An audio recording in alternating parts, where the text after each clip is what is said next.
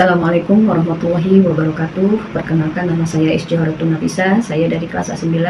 Di sini saya akan membawakan materi tentang sholat. Sahabat muslim, tahukah sholat itu apa? Sholat adalah salah satu rukun Islam yang wajib dilaksanakan oleh setiap muslim, dan sholat adalah merupakan bentuk komunikasi antara manusia dan Allah Subhanahu wa Ta'ala. Dan sholat juga menjadikan sarana untuk memperkuat iman serta menjaga diri dari perbuatan buruk. Ada 5 waktu sholat yang wajib kita laksanakan dalam setiap harinya, yaitu sholat subuh, sholat duhur, sholat asar, sholat maghrib, dan sholat isya. Kelima waktu sholat ini dilakukan setiap hari dengan gerakan tertentu dan bacaan tertentu sesuai dengan tuntunan Rasulullah SAW. Dengan melaksanakan sholat tepat waktu, kita menunjukkan ketaatan dan rasa syukur atas segala nikmat yang telah diberikan melalui sholat. Seorang muslim berusaha memperbaiki diri dan memohon ampunan kepada Allah Subhanahu wa Ta'ala dengan kegiatan sholat, yang mana tujuannya agar kehidupan menjadi lebih berkah dan bermakna. Selanjutnya, mari kita mempelajari tentang tata cara pelaksanaan sholat yang benar, yang mana sesuai dengan tuntunan Rasulullah SAW. Yang pertama, kita persiapkan sebelum sholat, yaitu sebelum melakukan sholat ada beberapa hal yang harus dipenuhi, yaitu suci dari hadas kecil ataupun hadas besar. Yang kedua, kita melakukan berwudu dengan benar. Yang ketiga, menggunakan pakaian yang menutup aurat dan bersih. Yang kelima, menghadap kiblat. Dan keenam adalah menentukan waktu bahwa waktu sholat itu telah masuk. Nah, yang kedua, kita melakukan niat sholat. Sholat dimulai dengan niat di dalam hati, dan niat tidak harus diucapkan keras. Cukup dalam hati sesuai sholat yang akan dikerjakan. Nah, yang ketiga yaitu takbiratul ihram, yaitu mengangkat kedua tangan setinggi telinga atau sambil membaca Allahu Akbar. Inilah awal dari mulainya niat. Nah, yang keempat yaitu berdiri tegak. Nah, di saat berdiri kita baca doa iftitah, yaitu kemudian baca surat Al-Fatihah dan lalu membaca surat pendek yang ada dari sebagian Al-Quran. Yang kelima, tetap pelaksanaan sholat adalah ruku.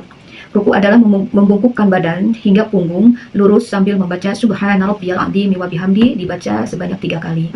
Nah, setelah melaksanakan ruku, yang selanjutnya itu iktidal. Nah, iktidal yaitu bangun dari ruku sambil membaca Sami Allahu liman hamidah. Lalu saat berdiri membaca Rabbana lakal hamdu mil'us samawati wa mil'ul ardi wa mil'u ma syi'ta min syai'in ba'du. Nah, yang selanjutnya yaitu sujud pertama.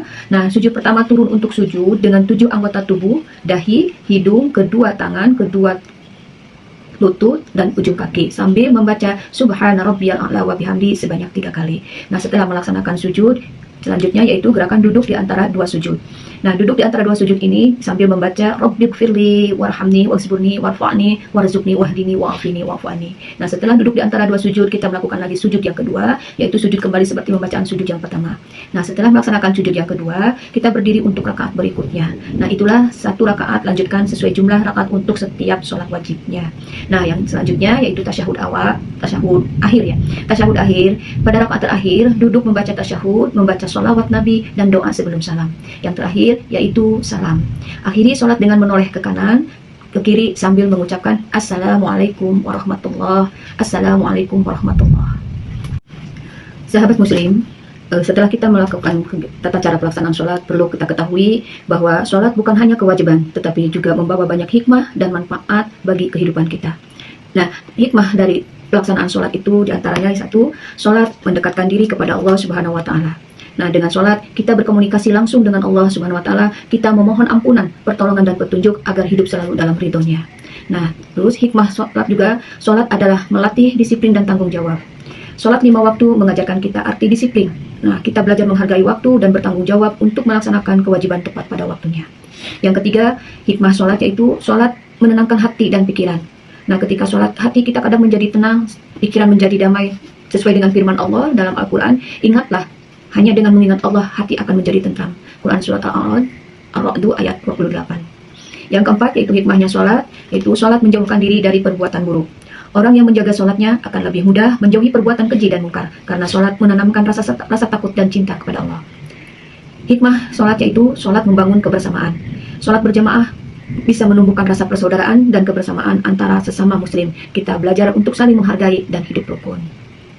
Itulah beberapa hikmah sholat. Mari kita jadikan sholat itu sebagai kebutuhan, bukan sekedar kewajiban. Kenapa? Karena dengan sholat, hidup kita akan lebih tenang, terarah, dan penuh berkah. Sahabat muslim, di sini saya akan berbagi pengalaman, itu mungkin refleksi diri, pengalaman mencari kehusyuan di dalam sholat. Saya memperoleh keterangan dari Al-Quran, sholat yang berpengaruh pada perilaku sehari-hari adalah sholat yang khusyuk. Selama ini saya juga memperoleh penjelasan bahwa sholat disebut dapat menjauhkan diri dari perbuatan keji dan maksiat dan munkar. Nah, sudah sekian lama sholat itu saya jalankan, akan tetapi secara jujur, saya harus mengakui bahwa masih banyak perbuatan maksiat yang saya lakukan seakan-akan, ya, atau memang demikian, sholat saya belum mampu mencegah atau apalagi menjauhkan diri saya dari perbuatan buruk, baik keburukan anggota badan, ucapan, dan apalagi perbuatan maksiat lahir batin. Sebenarnya sudah sekian lama saya mencari cara tentang sholat khusyuk itu. Banyak orang menawarkan cara, baik melalui perbincangan pribadi, ceramah, atau juga kursus tentang sholat khusyuk. Selain itu, melalui berbagai perbincangan, ternyata banyak orang yang sebenarnya mengalami kegelisahan seperti yang saya rasakan. Salat tidak pernah khusyuk bukan saja dialami sebagian orang, tetapi ternyata oleh sedemikian banyak orang. Salat akhirnya hanya sebatas untuk menunaikan kewajiban, oleh karena itu diwajibkan salat, maka kemudian dijalankannya.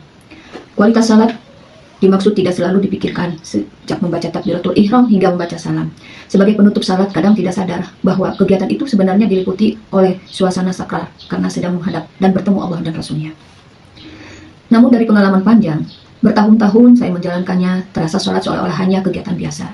Selesai sholat tidak pernah merasa bertemu siapa-siapa. Yang penting bahwa sholat telah berhasil ditunaikan. Akan tetapi sekali terbetik dalam pikiran sebuah pertanyaan, apakah salat saya yang lakukan sebenar-benar telah sesuai dengan yang dimaksud oleh perintah Allah? Pada saat-saat tertentu di dalam renung batin saya sendiri mengatakan bahwa salat saya yang dilakukan sebenarnya belum sampai pada sasaran yang sebenarnya. Akan tetapi saya sadar betapa beratnya meraih kehusyuan itu. Maka apa boleh buat, itulah maksimal yang berhasil saya lakukan sepanjang hidup ini. Berkali-kali dan kadang dalam waktu lama saya merenungkan tentang rendahnya kualitas salat yang berhasil saya lakukan. Kadang saya tertarik oleh kritikan para mubalik ketika berceramah. Mereka mengkritik salat seseorang yang dilakukan dengan tidak khusyuk. Penceramah itu menyindir bahwa banyak orang yang dalam keadaan sedang salat tetapi pikirannya di pasar, di jalan, di kebun, di sekolah, di kantor, dan lain-lain. Disebutkan bahwa salat yang demikian itu tidak benar dan tidak khusyuk. Akan tetapi mubalik dimaksud juga tidak memberi penjelasan yang mudah dan bisa dijalankannya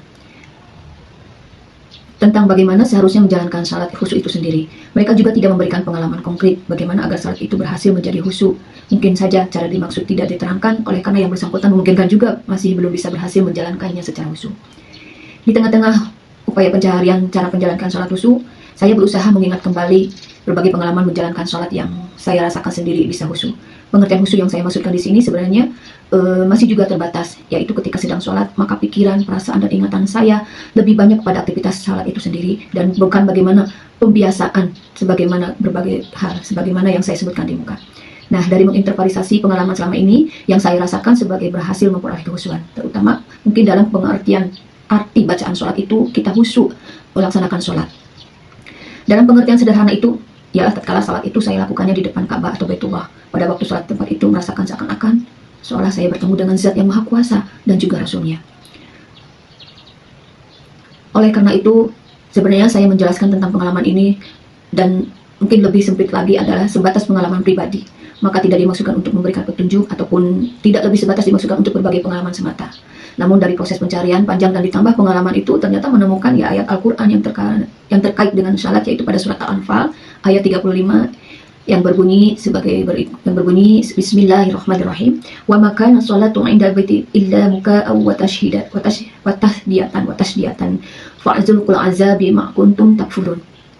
Mendasarkan pada ayat ini, maka salat agar khusyuk rupanya memang harus dilakukan di Baitullah, setidaknya adalah oleh hati orang-orang yang sedang melakukan salat itu. Fisik orang yang sedang salat harus menghadap kiblat, dan demikian pula ruh atau hatinya harus berada di Baitullah. Nah, pikiran itu juga, hati, pikiran, seseorang tidak akan mudah berkonsentrasi kepada atau banyak objek yang berbeda-beda. Manakala telah diarahkan kepada satu titik oleh objek tertentu, maka bagian tubuh manusia yang amat penting dimaksud tidak akan bergerak atau melayang kemana-mana. Maka ketika sebelum melaksanakan sholat, pikiran dan hati orang yang sholat sudah dikonsentrasikan ke satu tempat yaitu Baitullah ataupun ke tempat sujud kita yang mana akan kita dilaksanakan. Nah, di dalam pelaksanaannya masih saja keluar atau bergeser kepada objek lainnya. Akan tetapi menyadari bahwa pada saat itu kita sedang menjalankan sholat, maka tidak terlalu sulit untuk mengembalikan ke tempat yang sederhana. Demikianlah mungkin refleksi salah satu bahan yang sekiranya dijadikan pertimbangan tentang cara agar sholat menjadi khusyuk sebagaimana yang selalu diusahakan atau diinginkan oleh banyak orang. Demikian penjelasan dari awal, pengertian tentang sholat, tata cara sholat, dan hikmah sholat, sehingga refleksi pengalaman bagaimana kita membuat khusyuk dengan sholat dicukupkan sampai di sini. Wabillahi a'lam bishawab. Wassalamualaikum warahmatullahi wabarakatuh.